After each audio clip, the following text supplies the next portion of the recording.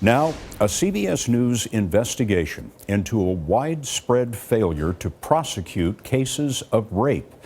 In many cities, a lack of funding often means that DNA and other physical evidence goes unexamined, leaving rapists free to attack again. Jerika Duncan and producer Laura Strickler met one woman still waiting for justice after 26 years.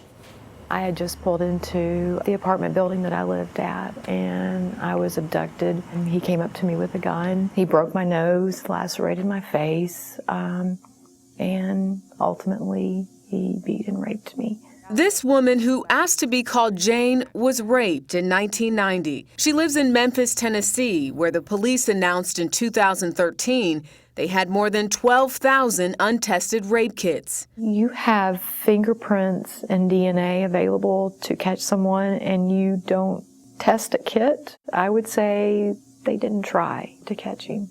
Police records show the last time a detective worked on the case was 2 weeks after the rape. Whatever road that I was on that night was taken away. It's made me scared of the dark.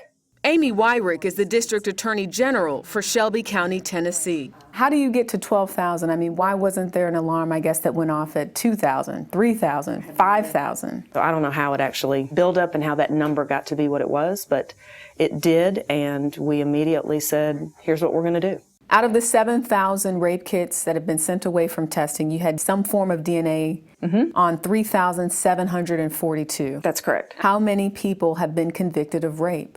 10. It's not a high number. It's not a high number, but that number will go up, but it's a number that we're proud of because it's taking everything that we have that we can throw at these individuals and making sure that they're brought to justice. We examined 4 cities that tested over 28,000 rape kits, but it only resulted in a 1% conviction rate. Houston tested more than 6,000 kits to get 28 convictions so far.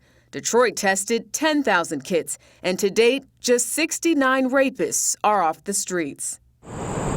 But we found a different story in Cleveland, where the state paid for testing so the city could afford to hire more staff. They could proceed almost like to second base, where they could focus on investigating and prosecuting. Senior research associate Rachel Lovell of Case Western Reserve University studied the rape kit testing results. The savings doesn't come with the testing, the savings comes with what you do with that test. The county hired 25 additional investigators and 6 prosecutors, and that got results.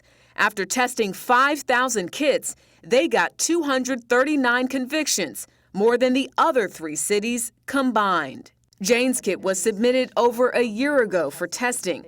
It's possible her rapist profile could match another assault by him already in the national database. He might be dead, which I hope. He might be behind bars. I might not be able to find out, but I need to know. The statute of limitations for Jane's case has expired, and she's joined a lawsuit suing the city for failing to test her rape kit. Scott, this is as much about resources as it is prosecutions. In Memphis, they've now hired an additional investigator and prosecutor. Jerika Duncan with our investigation tonight. Jerika, well done. Thank you.